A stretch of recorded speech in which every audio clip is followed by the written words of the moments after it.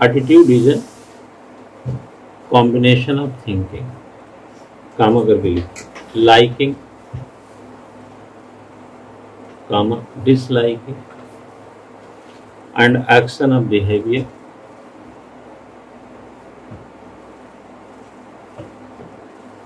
about any subject,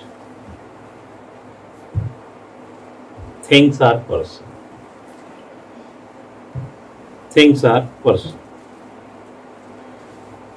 तो एक प्रकार से attitude is the combination of thinking हो गया, आपका थिंकिंग हो गई, लाइकिंग हो गई, डिसलाइकिंग हो गई, एक्शन ऑफ बिहेवियर हो गया, any subject, thing or person, चाहे व्यक्ति हो या वस्तु हो, किसी वस्तु या व्यक्ति, ठीक है। लिखें किसी भी विषय, हिंदी में लिखो किसी भी विषय, वस्तु या व्यक्ति में सोच, काम, पसंद ना पसंद, क्रिया या व्यवहार के मेल, अभिवृद्धि, ठीक है ना, ये आपका एटीट्यूड।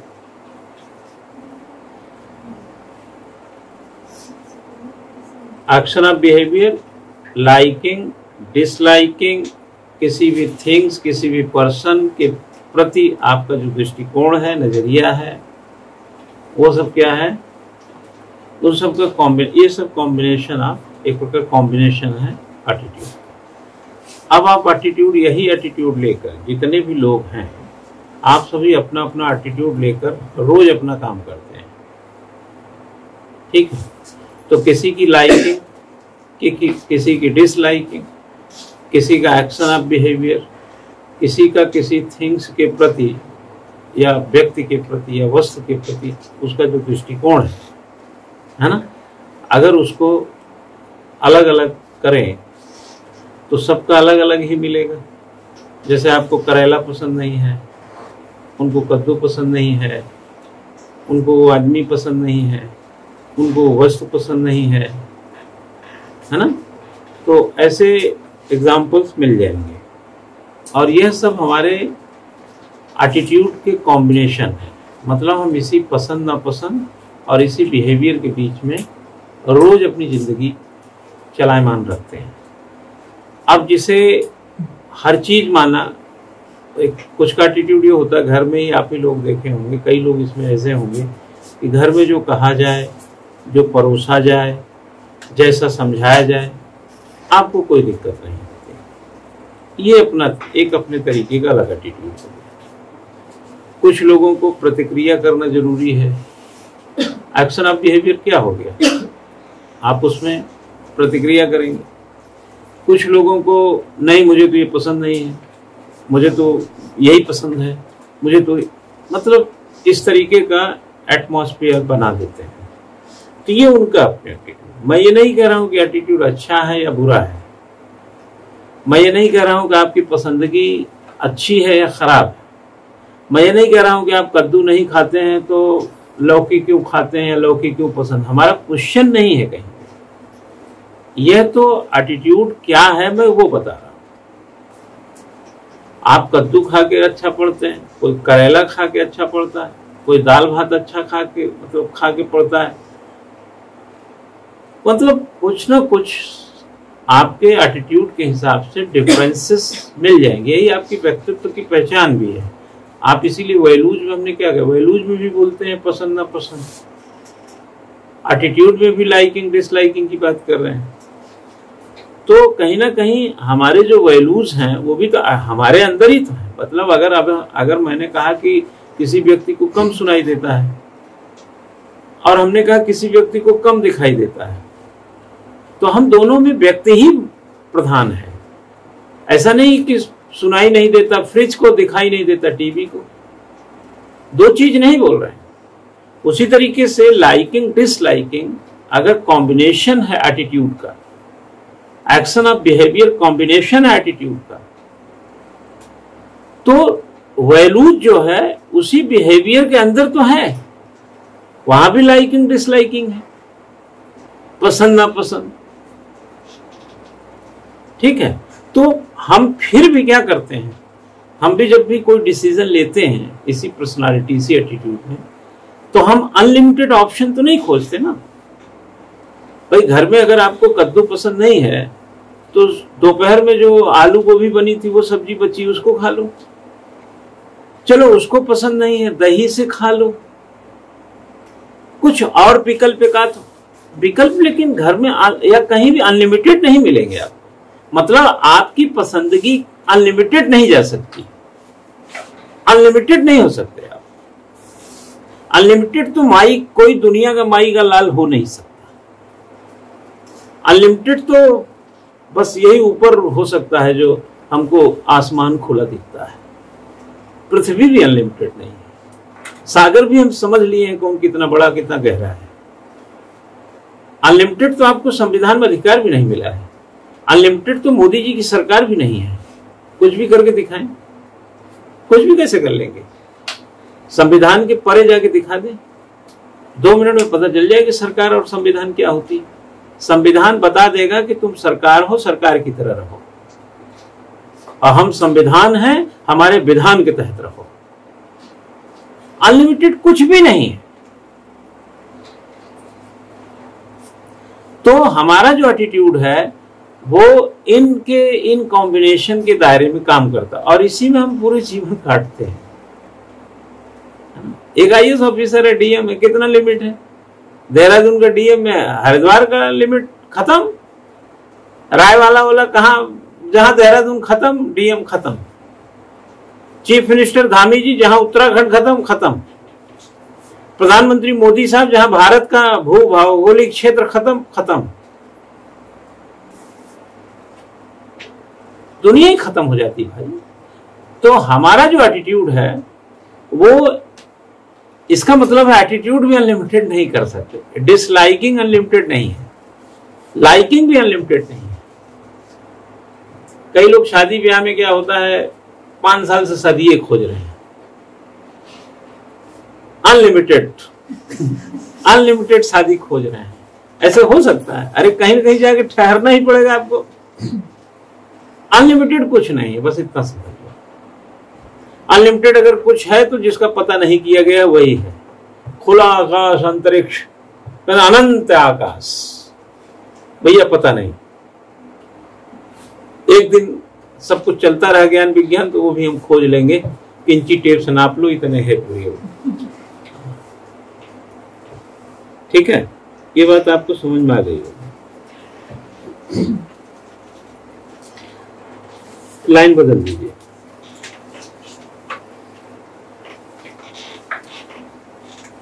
आगे स्ट्रक्चर ऑफ एटीट्यूड जान गया ना भाई, हमको हम ही से चुरा लो। सुने ना, हमको हम ही से चुरा लो। अच्छा एक चीज बताइए, ये जो आप पढ़ रहे हैं ये आप ही के अंदर की बात है कि नहीं? जब आप डॉक्टर के पास बेटा इलाज कराने जाते हो, बुखार किसके अंदर रहता है?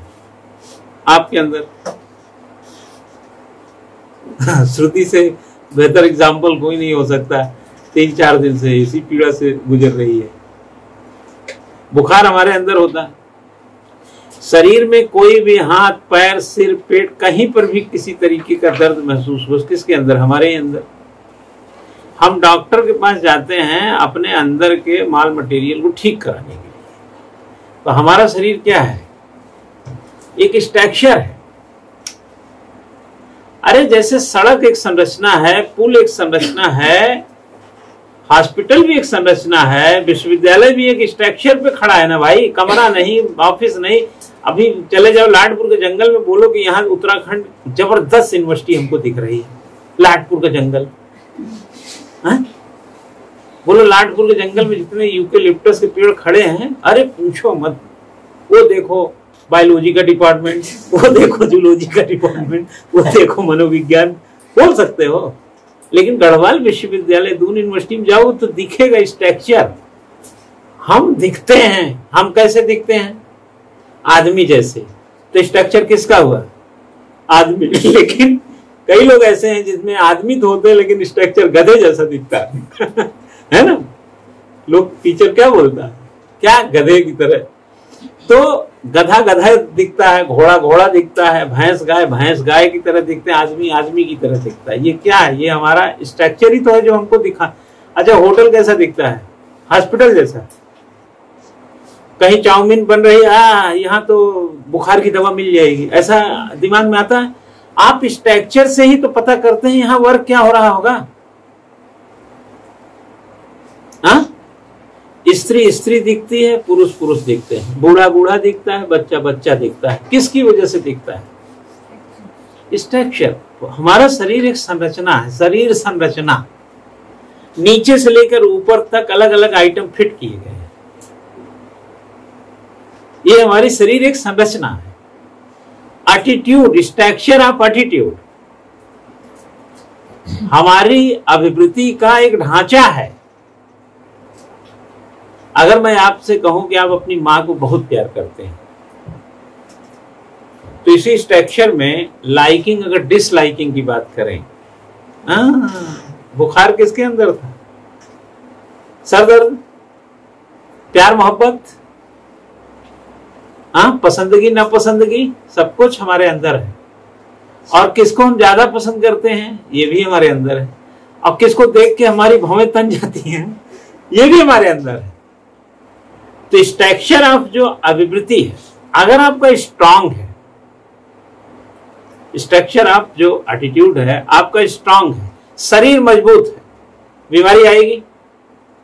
अरे यार, कोरोना से बढ़िया एग्जाम्पल नहीं। इम्यूनिटी बढ़ाने के लिए सारी कोशिश की गई, नींबू निचोड़, कितने नींबू पी गए, हाँ, कितने आपने फ्रूट, संतरे, मौसम्बी, आपने काढ़ा, ये सब क्या किया आपने। और अगर आप किसी को, सबको हुआ, हमको भी हुआ, कोरोना हुआ, तो जो हमने दवाई खाई वो सब क्या किया भाई? कमजोर करने के लिए किया ना, कि हमारी इम्यूनिटी अगर स्ट्रांग। ये जो डोज ले रहे हैं आप, क्या है ये कोविशील्ड और ये सब जो हम लोगों को लगे हैं, ये क्या है? ये हमको बूस्टअप करने के लिए ना। अभी आप इंजेक्शन लगा के 1.5 महीने बाद जाकर अपनी इम्यूनिटी चेक कराइए, इम्यूनिटी बढ़ी मिलेगी। हम इम्यून हैं तो बीमारी हमको अटैक नहीं कर पाएगी, यही मतलब हुआ ना। हम अगर पूरा दारा सिंह हैं तो हम किसी भी दूसरे पहलवान को पटक सकते हैं। ठीक उसी तरीके से हमारा स्ट्रक्चर बॉडी का करेक्ट, मजबूत, बेहतर, तो हम क्या करेंगे? हमारे अंदर जो रोग विरोग जो दूसरे तरीके का आते हैं, हमारा शरीर उनको उठा के पटक देगा। इसी तरीके से स्ट्रक्चर ऑफ एटीट्यूड, हमारी पसंदगी सही है, हमारी थिंकिंग सही है, हमारा जो एक्शन है, बिहेवियर, एक्शन ऑफ बिहेवियर, व्यवहार का जो क्रिया करते हैं हम, वो बिल्कुल दुरुस्त है। गलत को गलत, सही को सही, और सब कुछ सही तरीके से समझना। माँ ने कहा, बेटा आज कद्दू बना था, तुझे तो पसंद नहीं, अरे कोई बात नहीं, क्या हुआ, 2 दिन कद्दू खा लेंगे, एक दिन तो। चाय कभी कभी देखे होंगे कि बहुत फीकी बन जाती है, लेकिन कई लोगों को आइडिया नहीं आया, और आप मीठी पीते हैं, चाय बनाने वाले चाय देके चला गया, अरे ये तो बड़ी फीकी चाय हो गई, अरे कोई बात नहीं, चीनी उनी भी कम कभी कभी पी लेना चाहिए, ठीक है। ये सब बताता है कि आपका स्ट्रक्चर ऑफ एटीट्यूड स्ट्रांग है। आपको कहां, आप जैसे आप पढ़ते हैं, आपको पढ़ाई में मन लगा देना है, कलेक्टर बनने के प्रति समर्पण दिखा देना है, आपको अरे कोई कुछ बोल दिया, अरे कोई बात नहीं, मित्र है, थोड़ा बड़ा बोल देता है। ये सब बताता है कि स्ट्रक्चर ऑफ एटीट्यूड आपका स्ट्रांग है। उसने तुम्हारे बारे में बोला, आप 3 दिन से नींद उड़ी है, घर में छोटी छोटी बात पे आप लड़ बैठे हैं। माँ ने कहा कि बेटा जरा सा आलू ला देते, बारिश हो रही है, तेरे पापा पता नहीं कब आएंगे, तू ही ला देती, सब्जी बना देती, बड़ा देर हो जाएगा। मैं नहीं कुछ जानता, वो जब आएंगे तो अपना फोन कर दो, वही लाएंगे। ये साफ बताता है कि आपका स्ट्रक्चर ऑफ एटीट्यूड मतलब स्ट्रांग तो नहीं है। कई लोगों को देखे होंगे कि काम होता है, अरे बारिश हो रहा है, अरे कोई बात नहीं, लाओ छाता, मैं जाता हूं, पैंट ऊपर चढ़ाता है, चप्पल हाथ में लेता है, छाता पकड़ता है, और सड़क पे पानी के बीच निकल लेता है। ये सब उसके स्ट्रक्चर ऑफ एटीट्यूड पर निर्भर करता है। लाइकिंग, देखो आप रिश्तेदारी में जब जाते हो ना बच्चा, तो कभी कभी कुछ चीजें आपके हिसाब की नहीं होती है, लेकिन वहां पर आप महसूस नहीं कराते कि आपके हिसाब का कुछ ऐसा नहीं हुआ है। ये स्ट्रक्चर ऑफ एटीट्यूड से ही संभव है। क्या समझे? आप बाजार जाते हैं, बहुत सारे लोग मेला जाते हैं, बाजार जाते हैं, मानो लड़कियों के पॉइंट ऑफ व्यू से बोलो कि कहीं धक्का लग गया, कोई आदमी मोटरसाइकिल से जा रहा है, खड़े होते होते गिर गया किसी के ऊपर, वो मोटरसाइकिल उठाने लगेगा, चोट तो नहीं लगी? नहीं, आप अरे नहीं कुछ नहीं, आराम से चलो भाई।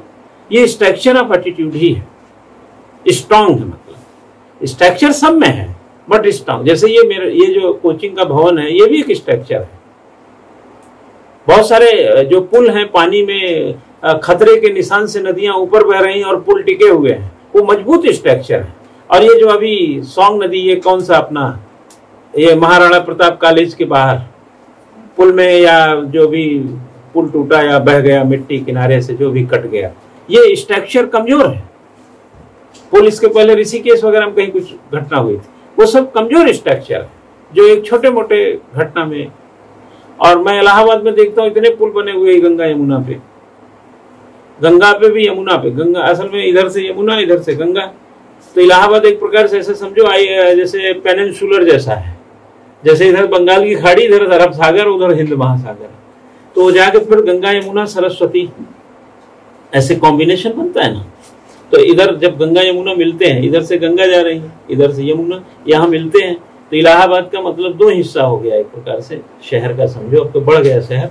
उधर भी गंगा पार भी, इधर यमुना पार भी, इधर का गंगा पार भी, बीच का इलाका भी। तो ये सबको जोड़ने के लिए क्या करेंगे? आधा दर्जन आपको पुल बनाने पड़ेंगे, और आधा दर्जन पुल है वहां पर। और सारा पानी कहाँ जाके इकट्ठा हो रहा है? 3-3 किलोमीटर, 2.5 किलोमीटर का पुल है। गंगा नदी पे सबसे बड़ा पुल पटना में है 5 किलोमीटर का।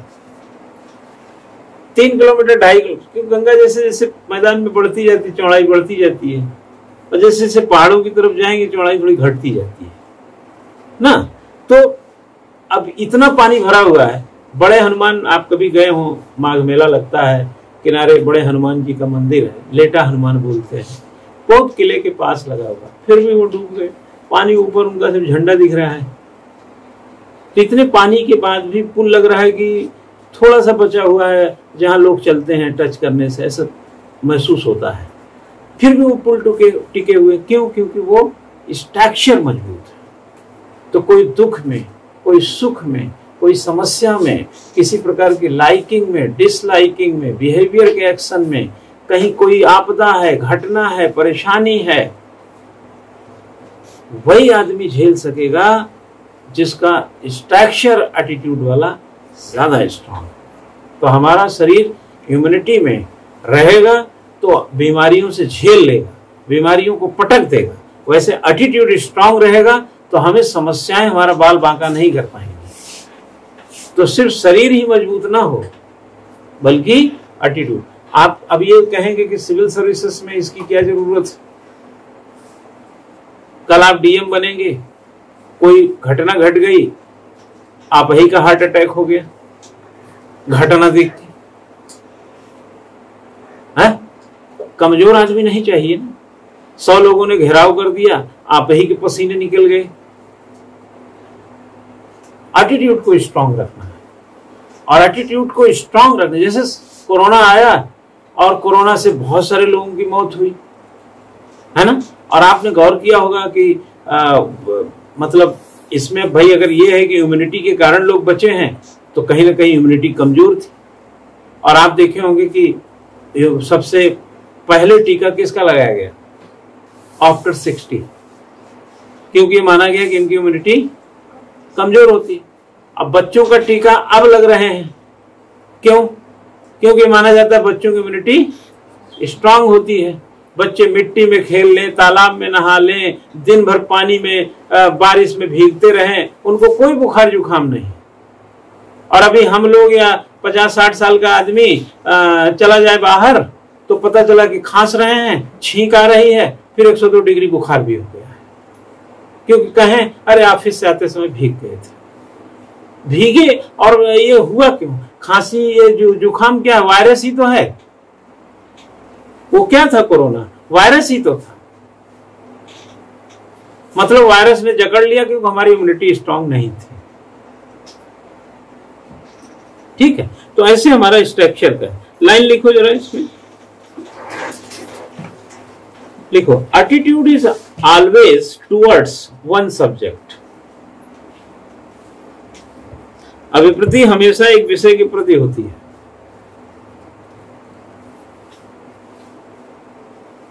विच इज कॉल्ड एटीट्यूड सब्जेक्ट, जिसे अभिवृत्ति विषय कहा जाता है,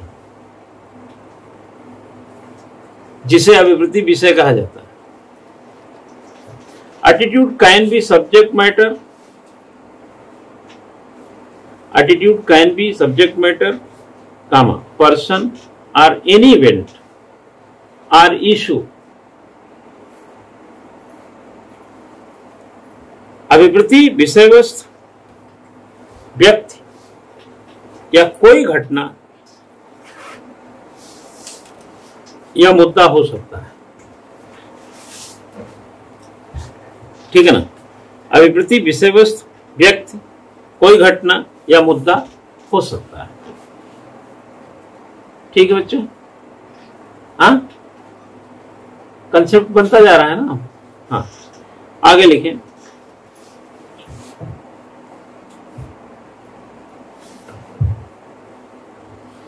और आगे लिखें, एवरी एटीट्यूड हैज 3 कंपोनेंट्स। प्रत्येक अभिवृत्ति में 3 घटक पाए जाते हैं। फर्स्ट, कॉग्निटिव, कॉग्निटिव क्या बोलेंगे इसको? संज्ञानात्मक, कॉग्निटिव। हाँ, कॉग्निटिव। एक्टिव दूसरा है, तीसरा बिहेवियर। एक संज्ञानात्मक है, एक भावनात्मक है, एक व्यवहार परक है। ठीक है, राइट? लिखिए, the cognitive component is called thought component. Okay, हाँ, थॉट कंपोनेंट। इसका मतलब यह हुआ कि विचार परक घटक को संज्ञानात्मक घटक कहते हैं। हाँ? जो कॉग्निटिव है वो किस पे डिपेंड है? थॉट पर। संज्ञान कैसे लोगे यार? आपको कोई चीज का संज्ञान लेना है, बिना थॉट के कैसे लेंगे? पहले थॉट ही आएगा ना आपके अंदर। जैसे आपने सोचा मुझे मसूरी घूमना है, तो मसूरी घूमने की थॉट ही तो आया ना, अब संज्ञान में मसूरी आ गया। जैसे शादी करनी है ना? शादी करनी है, क्या है? थॉट ही तो आया है। शादी करनी है, पता चला सवेरे शादी हो गई। हाँ? तो एक थॉट है, थॉट आएगा तब संज्ञान में आएगा कि ये लड़का कैसा रहेगा, वो लड़का कैसा रहेगा, तभी तो देखेंगे लड़का। तो संज्ञान में आपने लड़के तो बहुत देखे, लेकिन संज्ञान में नहीं लिया। शादी को लेकर के आपने नहीं सोचा। क्यों? क्योंकि आपने थॉट ही नहीं आया। संज्ञान में लेने से पहले थॉट, जैसे घूमने जाना है तभी तो मसूरी आया दिमाग में। तो ऐसे तो बहुत देखे होंगे, लेकिन घर वाले कहें कि वो बारात में गए थे, वो लड़का जो वहां दूल्हे के पास खड़ा था, एक नीले रंग का कोट पहन के, उसका फोटो दिखाए, बोले ये आजकल वहां हो गया, इसमें नौकरी में है, इससे शादी की चर्चा चलाऊं क्या, ऐसा वैसा। तुमको कैसे लगा? तो आप कहेंगे कि मैं तो इस दृष्टि से देखा ही नहीं। देखे हैं, दृष्टि से नहीं देखे हैं। ठीक है ना? जैसे आपके अंदर एक थॉट आया सिविल सर्विसेज तैयारी करने का, तभी तो आपने कोचिंग खोजा, तभी तो कुछ सोचा ऐसा है। तो thought that is very important. तो वो होता है कॉग्निटिव से। दूसरा है, आगे लिखिए, while the emotional component related to likes and dislikes is called the, आपने एक्टिव लिखा है, इफेक्टिव लिखा था? एक्टिव को क्या हिंदी में बोलेंगे?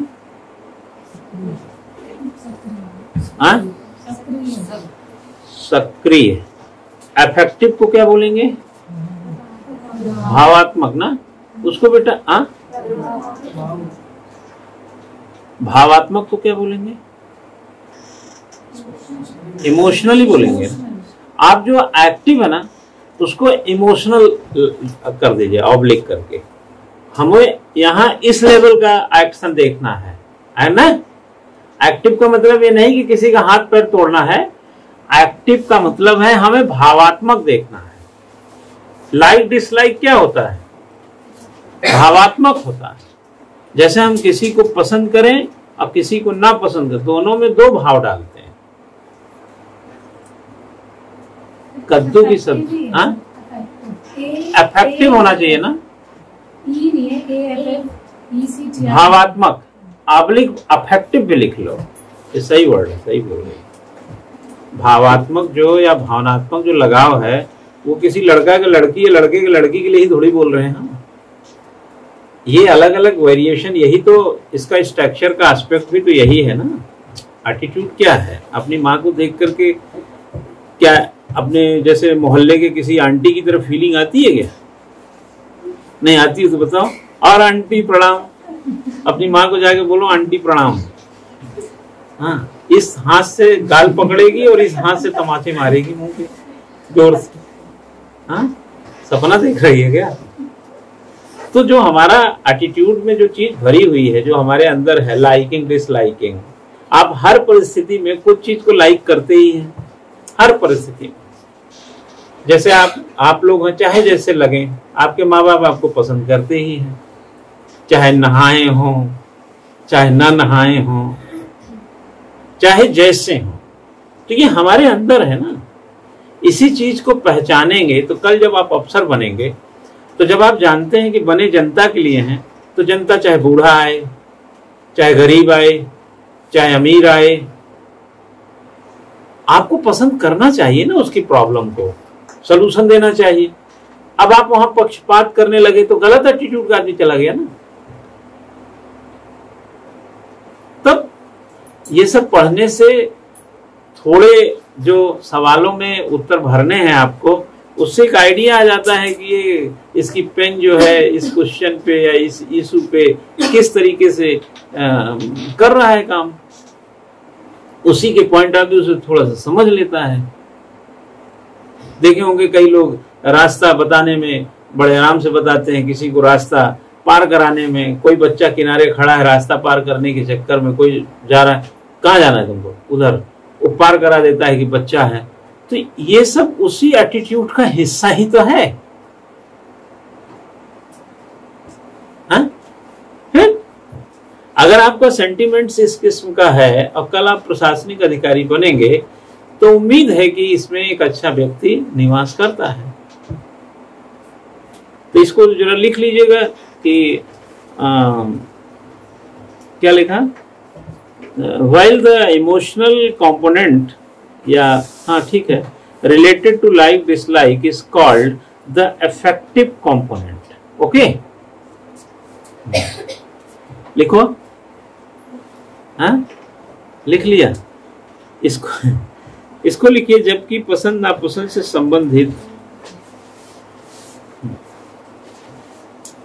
भावात्मक या घटक को क्या बोलेंगे? इमोशनल को क्या बोलेंगे? भावनात्मक घटक को वही भावात्मक घटक, भावात्मक घटक कहा जाता है। And the tendency to act is called the behavioural component. And the tendency of act is called behavioral component. और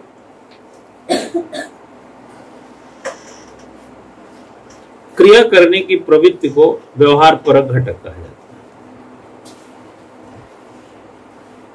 ठीक है बच्चा, अगर ये तीनों चीज आपके पास है तो आपका behavioural structure strong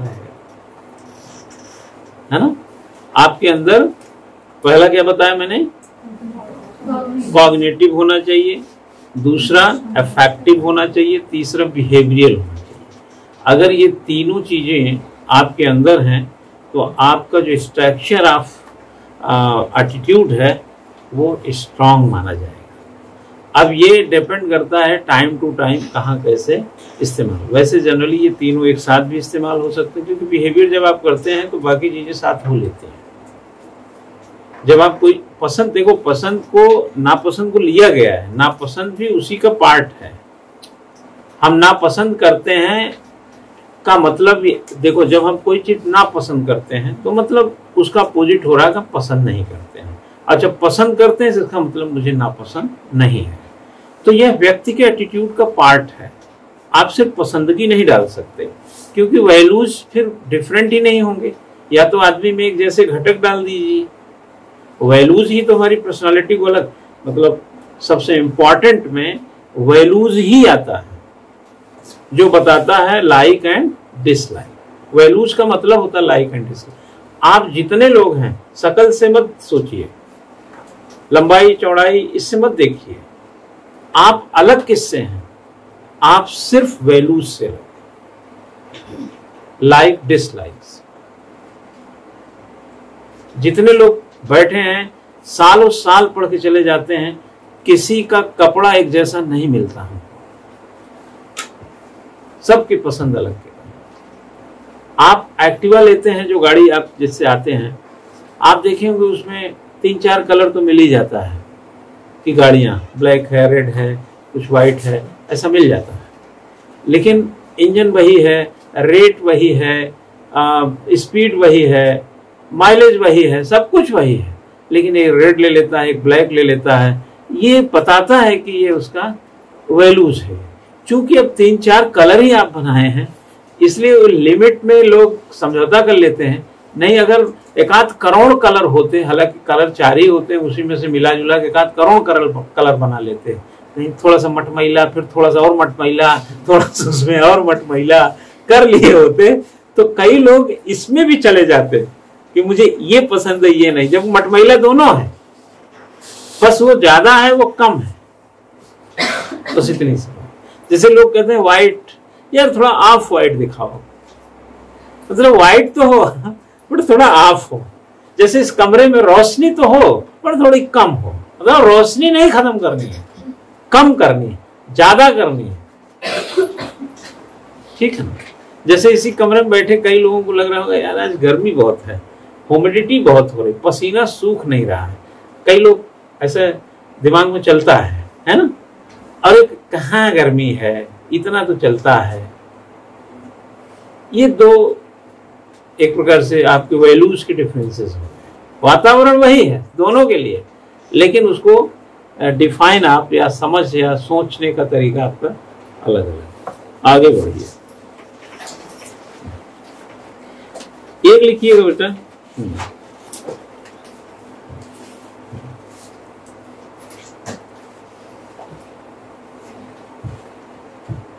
traction power क्या होता है? What is a traction power? हाँ, कर्षण, हाँ हाँ, ट्रैक्शन एंड अट्रैक्शन में क्या डिफरेंस है? हाँ बताओ, लिखो attraction power.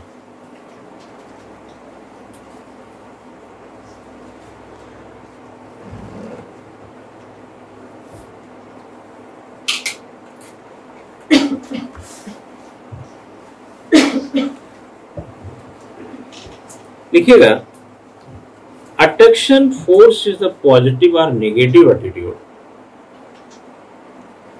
Attraction force is the positive and negative attitude towards any person, subject, ठीक है ना। आर करके ले या एंड लिख दीजिए बीच में, एंड सब्जेक्ट। अभिवृत्ति या हाँ लिखिए, किसी वस्तु या विषय के प्रति अभिवृत्ति का सकारात्मक या नकारात्मक होना।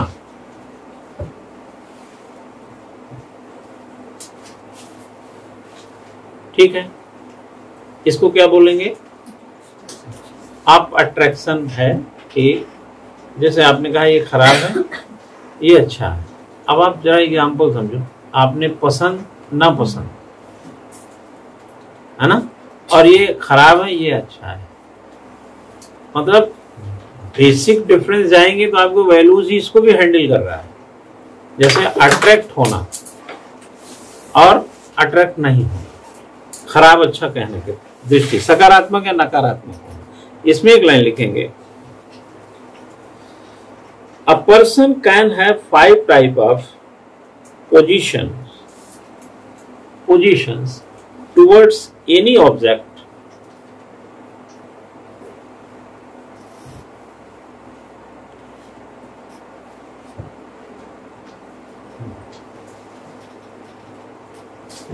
पर्सन और सब्जेक्ट। पर्सन और सब्जेक्ट, मैं ये कहना चाह रहा हूं कि व्यक्ति हो या विषय हो, व्यक्ति 5 प्रकार का अपना एक नजरिया रखता है ना। व्यक्ति या विषय के प्रति किसी व्यक्ति की 5 तरह की स्थितियां हो सकती हैं। पहला क्या होगा, लिख लो, फील वेरी बैड, है ना, फील वेरी बैड। क्या फील करेगा, बहुत खराब मानना, या तो कहेगा बहुत खराब है। दूसरा, फील बैड, खराब मानना, दोनों में अंतर, एक एक्सट्रीम लेवल पे चले जाते हैं, बहुत खराब। Next, neither bad not too good,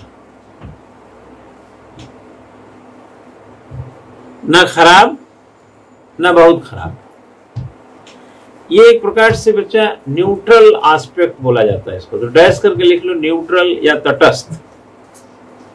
कई लोगों को सुने होंगे, ना खराब है ना अच्छा है, ना बहुत खराब है ना खराब है, या ना अच्छा है। एक प्रकार से उनका ओपिनियन जो है, उनका एटीट्यूड किस तरह का है उस चीज के प्रति, उस व्यक्ति के प्रति, हाँ, न्यूट्रल। गुड। निगेटिव हुआ, पॉजिटिव हुआ, बट यहां पर तीसरा एक रास्ते में मिला, क्या, न्यूट्रल। तो हम एक और परिस्थिति में रहते हैं, न्यूट्रल। नेक्स्ट, अच्छा मानना, फील गुड, और एक है फील ग्रेट, GR8 ना, ग्रेट, बहुत अच्छा मानना। ठीक है, बहुत अच्छा मानना। आप फेसबुक पे फोटो डालिए, लोग लिखेंगे ग्रेट, है ना, चाहे जैसी फोटो डालिए। हमें समझ नहीं आता कि वो किस मूड से इसको ग्रेट कहें। सुनने में तो ठीक लगा क्योंकि आपने डाला ही था, इसीलिए। अगर कोई लिख दो वेरी बैड, उसको ब्लॉक कर देंगे, है ना। ठीक है। अब आप एक बच्चा हमारे अंदर भी ना किसी चीज का इस्टिमिस्ट सुने हैं कि नहीं? इस्टिमिस्ट, चरम सीमा, हमारे अंदर एक चरमता होती है। लैला के प्रति मजनू की चरमता, हीर के प्रति रांझा की चरमता, सचिन तेंदुलकर के क्रिकेट के प्रति चरमता। हमने कहा इधर आ जाए, नहीं तो आप लोग उधर ही रह जाएंगे, इधर भी लाना पड़ता है ना। तो जो आपका चरम सीमा है, एक अभिवृत्ति में, आपके एटीट्यूड में एक ग्राउंड ये भी बना हुआ है। आप मतलब एक चरम सीमा तक जा सकते हैं। आप IAS PCS बनने के लिए आप चरम तक जा सकते हैं कि हर हाल में मुझे, हर सूरत में, बीमारी, परेशानी, दुख, दुखड़ा, रिश्तेदार, नातेदार, कुछ भी, कोई तीज त्योहार आएगा तब भी हम पढ़ाई को नहीं छोड़ेंगे, ऐसे भी चरम पे जा सकते हैं। ठीक है, लिखो एक्सट्रीम्स, क्या बोलेंगे, यही तो बोलेंगे, चरम सीमा। Another characteristic of an attitude is extremes. अभिवृत्ति की दूसरी विशेषता चरम सीमा है। अभिवृत्ति की दूसरी विशेषता चरम सीमा है।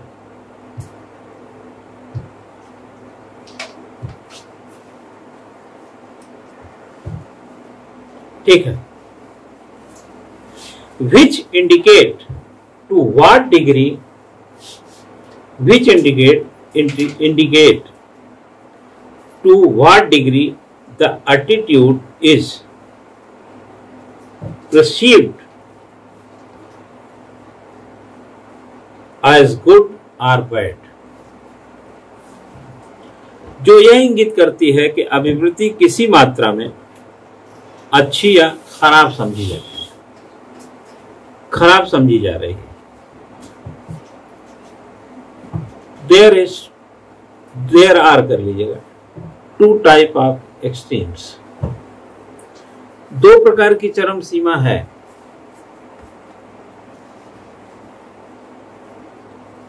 Very bad, very good. हाँ, या तो आप कहेंगे बहुत खराब है, ये भी चरम हो गया, या कहेंगे ये बहुत अच्छा है, ये भी चरम है। तो हमारे अंदर ये भी लक्षण उपलब्ध रहते हैं बच्चा, किसी को बहुत अच्छा कहने की और किसी को बहुत खराब कहने की, है ना? तो ये दो चीज आप समझ गए। एक लाइन और लिखें, एक हेडिंग बनाएं, सिंप्लिसिटी और कॉम्प्लेक्सिटी।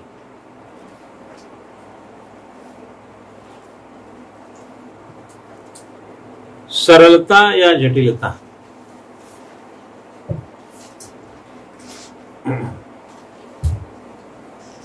एक तीसरा भी है, या तो हम सिंप्लिसिटी में रहते हैं या तो कॉम्प्लेक्सिटी में रहते हैं, है ना? एक और लक्षण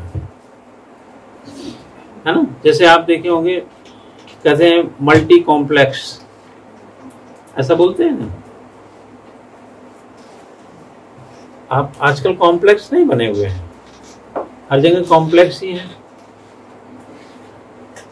कॉम्प्लेक्स क्या है? जैसे आप सिनेमा देखने जाइए, पैसिफिक में चले जाइए, कहाँ पे सिनेमा है? पैसिफिक मॉल में है सिनेमा, है? क्या बात कर रहे हो? पैसिफिक में सिनेमा हॉल भी है?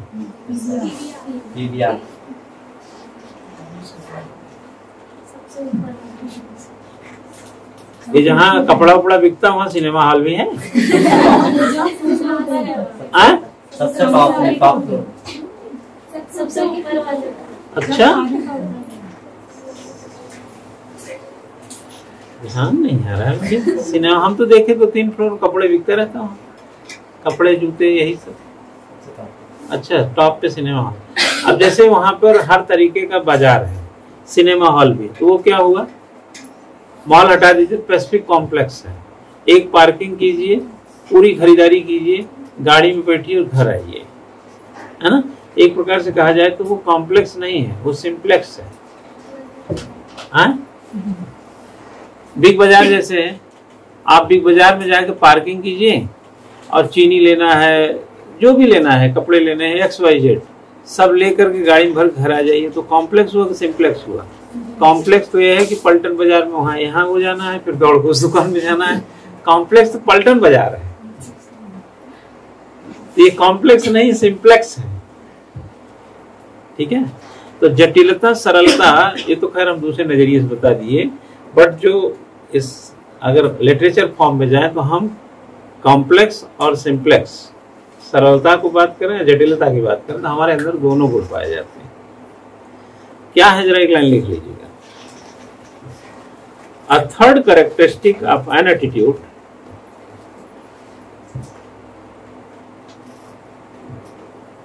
अभिवृत्ति की एक तीसरी विशेषता is that is attitude is that it is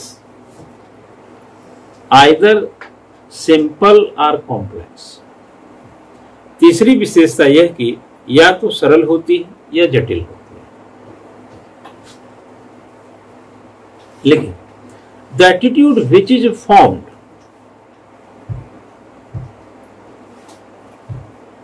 out of a small number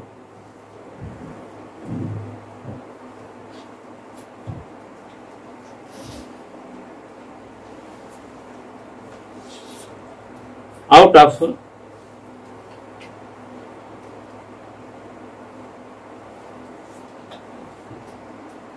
formed out of a small number of attitude is called simple attitude.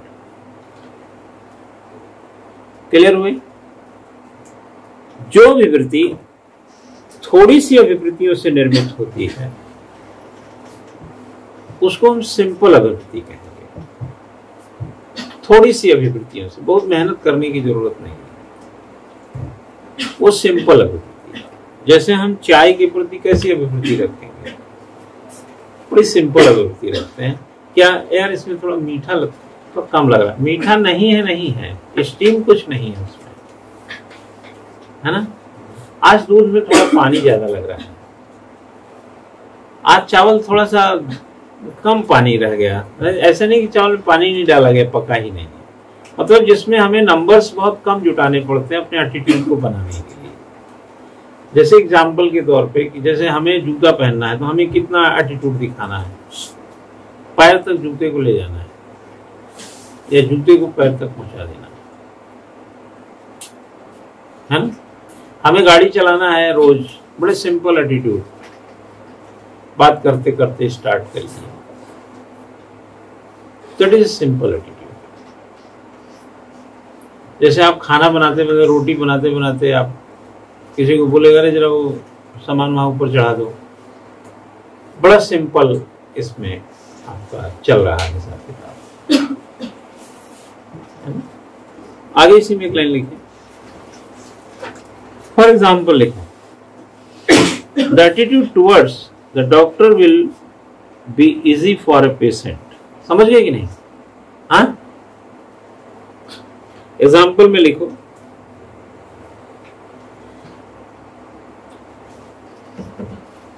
Doctor will be easy for patient towards patient going for consultation on the first time. जब पहली बार परामर्श के लिए गए किसी मरीज के लिए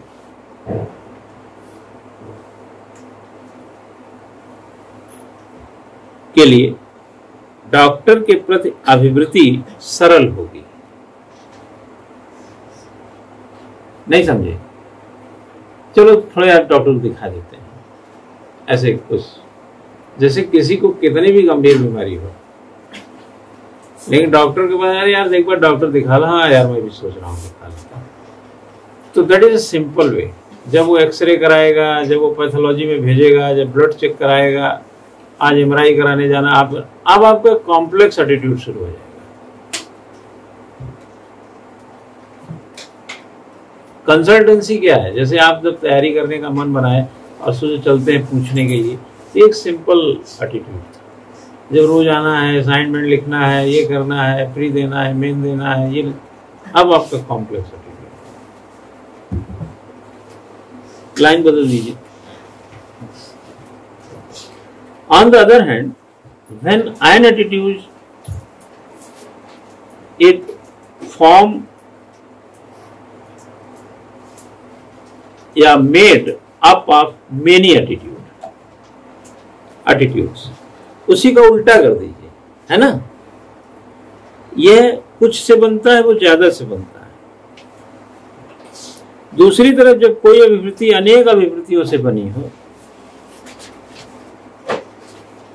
it is called complex attitude. उसे जटिल अभिवृत्ति कहेंगे। एग्जाम्पल लिखिए, the positive attitude towards world peace is a complex attitude. Complex attitude क्या लिखा? World peace is a complex attitude. अगर आप विश्व शांति की दिशा में पहल कर रहे हैं तो ये कॉम्प्लेक्स एटीट्यूड। एक रूठा है, दूसरा बनाएंगे, यूक्रेन को हमला कर रहा है, ऐसा कर रहा है, ऐसे चलता है, तो ये एक कॉम्प्लेक्स एटीट्यूड है।